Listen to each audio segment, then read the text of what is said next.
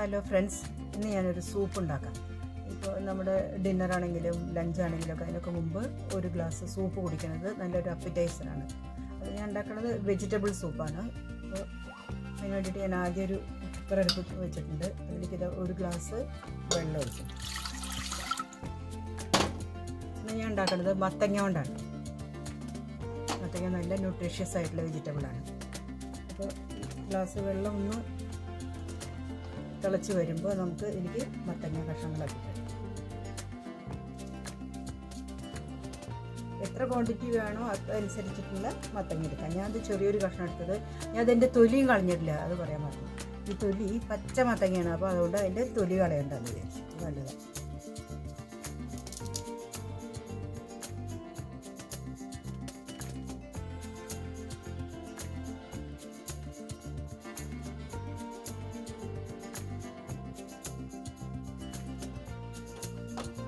ഇതിലേക്ക് നമുക്ക് കുറച്ച് സോൾട്ട് ഇടാം ആവശ്യത്തിന്. പിന്നെ കുറച്ച് മഞ്ഞൾപ്പൊടി.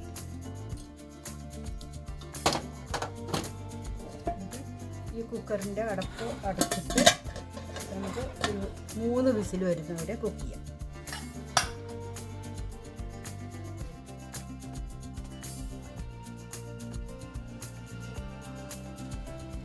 ഇപ്പോൾ 3 വിസിൽ വന്നു കേട്ടോ.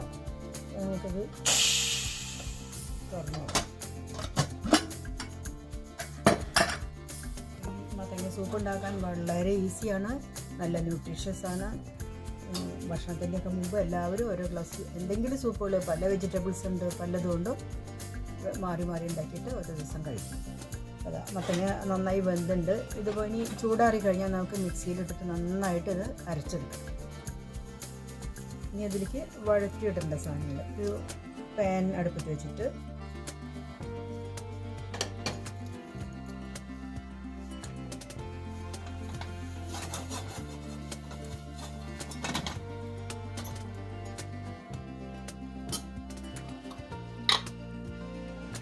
ഒലീവ് ഓയിലാണ് ഞാൻ ഉപയോഗിക്കുന്നത്. അപ്പോൾ 2 സ്പൂൺ ഒഴിക്കും.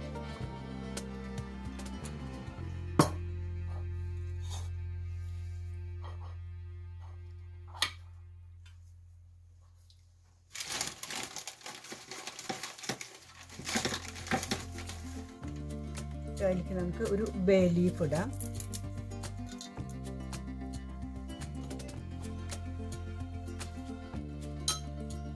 കുറച്ച് ഗാർലിക്, ഇത് ഇങ്ങനെ പീസാക്കി വെച്ചതാണ്. കുറച്ച് ഗാർലിക് ഇടാം.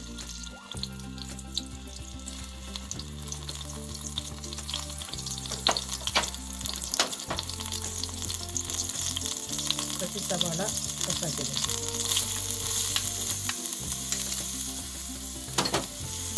നന്നായി വഴങ്ങിയിട്ട് നമുക്ക് ഒരുവിധം അത്രയും കൂടെ മൂപ്പിക്കണ്ട, ഒരുവിധം വഴന്ന് കിട്ടി. ഇതിൽ നമുക്ക് കുറച്ച് ചുക്ക് പൊടി ഇടാം കേട്ടോ, അല്ലെങ്കിൽ ഒരു കഷ്ണം ഇഞ്ചി ആയാലും മതി.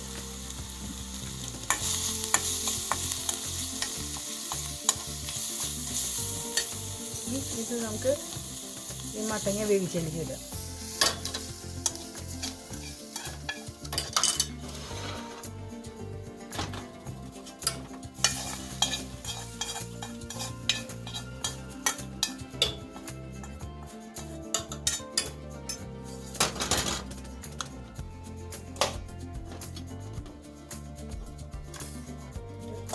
കുറച്ച് കുരുമുളക് പൊടി, കുറച്ച് ഒരു നുള്ളു ഗരം മസാല,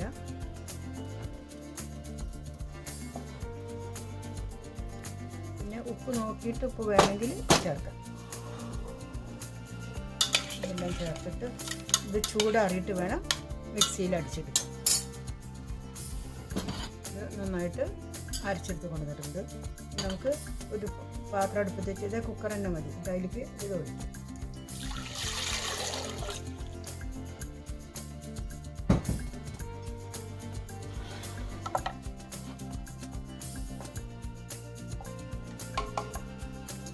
അധികം കട്ടി തോന്നുന്നുണ്ടെങ്കിൽ നമുക്ക് കുറച്ചും കൂടെ വെള്ളം ഒഴിക്കാം.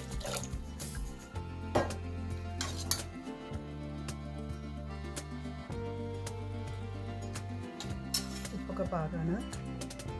ലേശം കൂടെ കുരുമുളക് പൊടി ചേർക്കാം.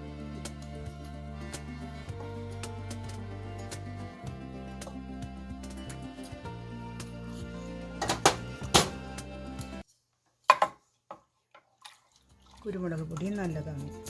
ചുമയും ത്രോട്ട് ഇൻഫെക്ഷനൊക്കെ ഉണ്ടാകുമ്പോൾ കഴിക്കാൻ നല്ലതാണ്. ചെറുതായിട്ടൊന്ന് ബോയിൽ ചെയ്യാൻ തുടങ്ങിക്കഴിഞ്ഞാൽ നമുക്ക് ഓഫ് ചെയ്യാം. ഇത് മതി കേട്ടോ.